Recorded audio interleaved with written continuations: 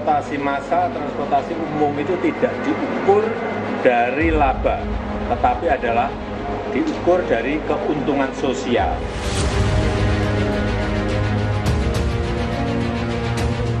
Yang memiliki informasi ataupun data yang terkait dengan hal tersebut bisa menyampaikan kepada KPK.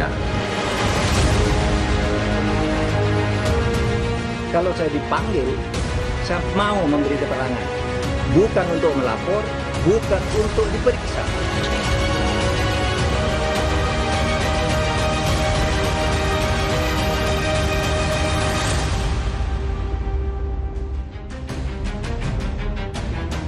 Indonesia boleh berbangga sudah memiliki kereta cepat seperti di Tiongkok atau Jepang.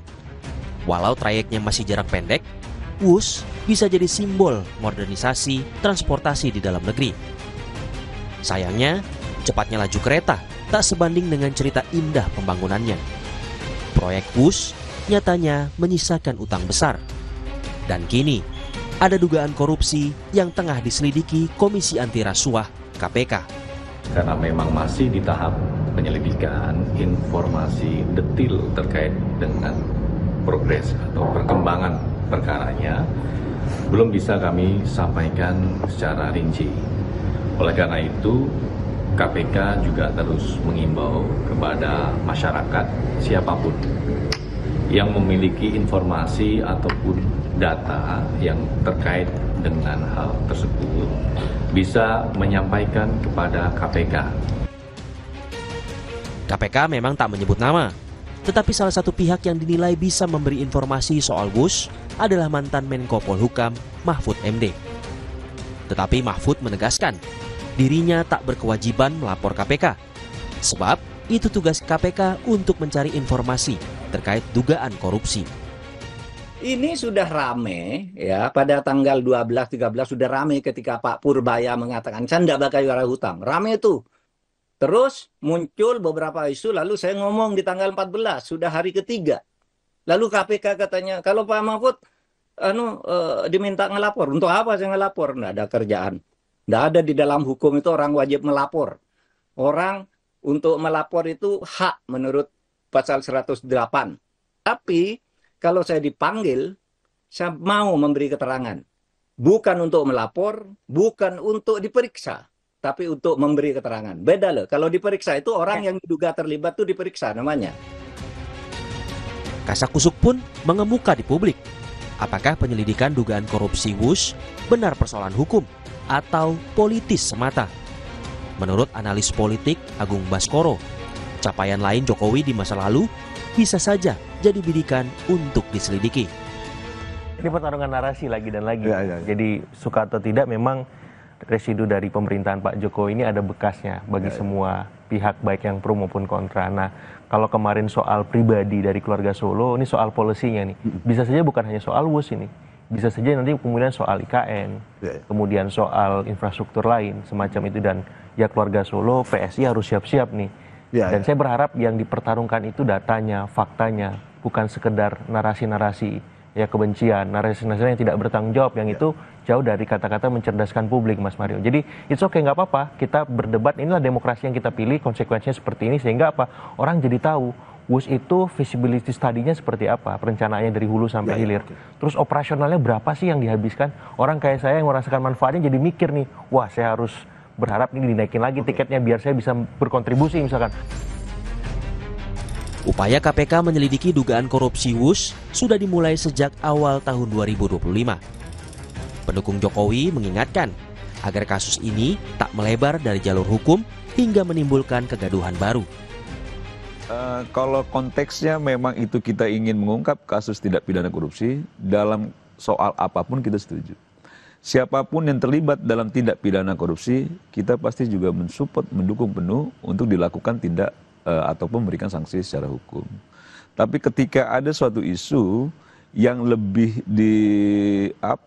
lebih diramu menjadi isu-isu yang lebih politis, mendiskreditkan soal-soal yang menurut saya belum pada titik itu akhirnya membuat kegaduhan di tengah masyarakat.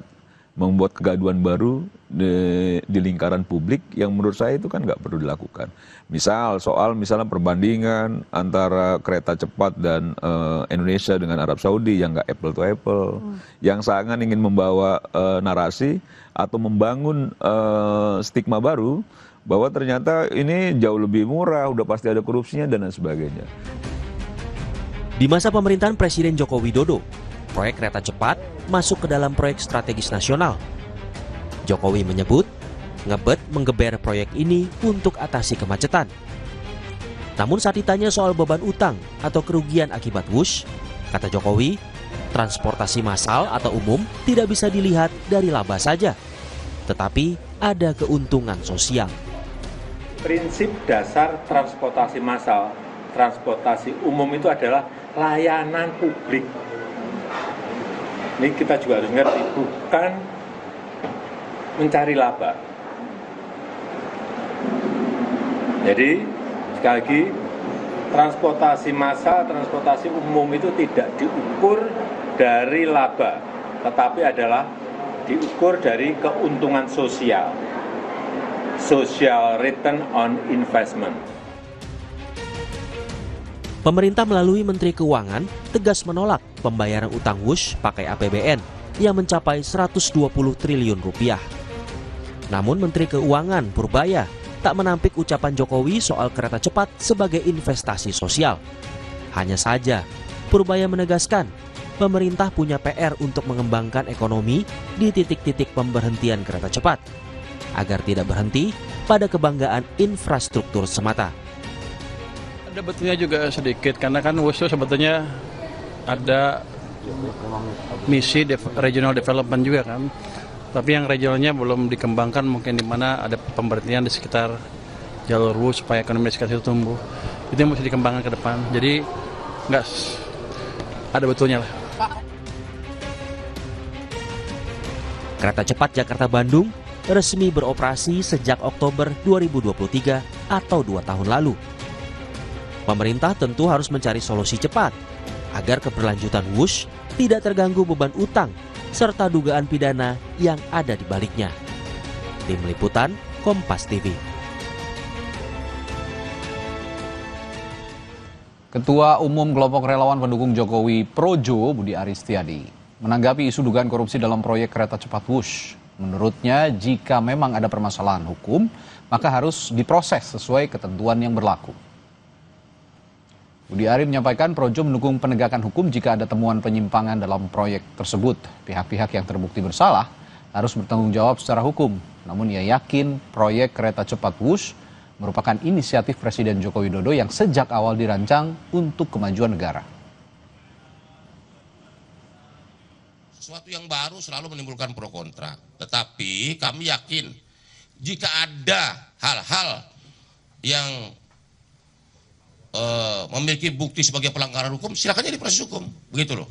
Itu kan tugas dari aparat penegak hukum dan kita hormati aparat penegak hukum untuk mengusut bahkan melakukan penyidikan terhadap kemungkinan bila proyek kereta cepat Wush ini bermasalah secara hukum. Tapi saya yakin kalau soal manfaatnya sangat bermanfaat. Sejumlah purnawirawan Jenderal Polri menemui mantan Menko Polhukam Mahfud MD. Apa saja yang dibahas dalam pertemuan ini? Kita bahas usai jeda di Sapa Indonesia Malam.